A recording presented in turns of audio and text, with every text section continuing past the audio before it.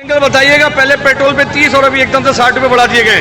ये तो हमारे को अजाब में डाल दिया है इन्होंने। ना गरीब आदमी ना खा सकता है ना पी सकता है। पेट्रोल इतना महंगा कर दिया है, गरीब आदमी कहाँ जाएगा।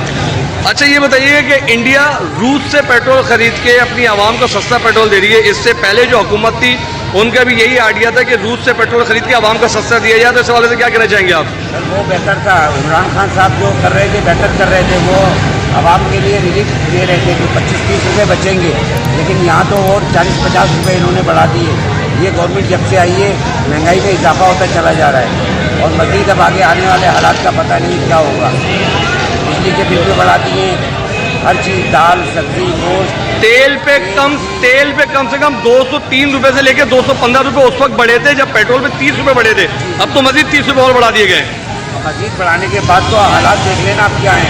यहाँ पब्लिक कैसे पागलों की तरह घूम रही है। गरीब आदमी सफ़ेद पोश आदमी क्या खाएगा, क्या करेगा, कैसे जाएगा आगे, ज़िंदगी में आगे बढ़ नहीं सकता। ये हालात हैं।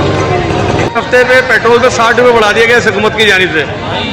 आवाम पहले ही परेशान है, खाने के लाले पड़ गए लोगों को।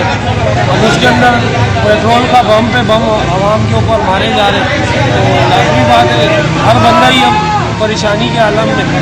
जिनके साथ फैमिली है वो बेचारे भी परेशान। रोडों से हम तकरीबन सदर से यहाँ तक हम पैदल बाइक लेते, तो सोचे कि क्या हाल हो गया। समझो कि बस हाल बेहाल हो गया लोगों का। अच्छा जब 30 रुपये पेट्रोल पे बढ़े थे तो ऑयल के ऊपर जो खाने की अशियाँ हैं और सिर्फ ऑयल के ऊपर 203 रुपये से लेकर 215 रुपये तक इजाफा हुआ था।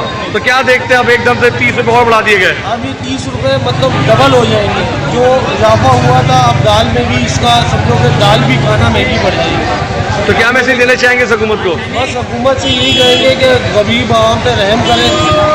आपको अगर सेलेक्ट किया गया है तो प्लीज़ सेलेक्टेड होके आवाम का ख्याल रखें ताकि आवाम आप लोगों की पॉलिसी से आप लोगों की उससे खुश करें।